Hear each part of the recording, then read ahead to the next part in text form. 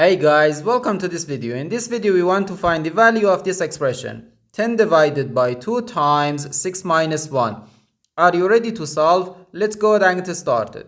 6 minus 1 gives us 5 and the 2 times 5 equals 10.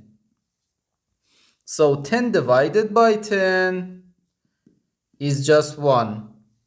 But this answer is not correct because according to the order of operations, which is PEMDAS,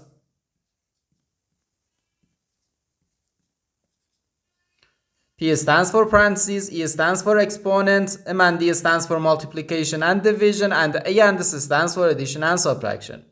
First we have to do parentheses, then exponents, then multiplication or division, and finally addition or subtraction. Remember that multiplication and division have equal priority and we have to work from left to right.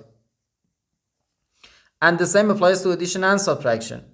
In this expression, we have one division, one multiplication, and one parentheses. Inside this parentheses, we have one subtraction. Here we have a multiplication because in mathematics, when a number is placed next to parentheses, it means multiplication, and we usually don't write the multiplication sign for brevity. Okay, so according to the PEMDAS, first we have to do this parentheses, then this division, and finally this multiplication. If we do this multiplication before this division, it is wrong.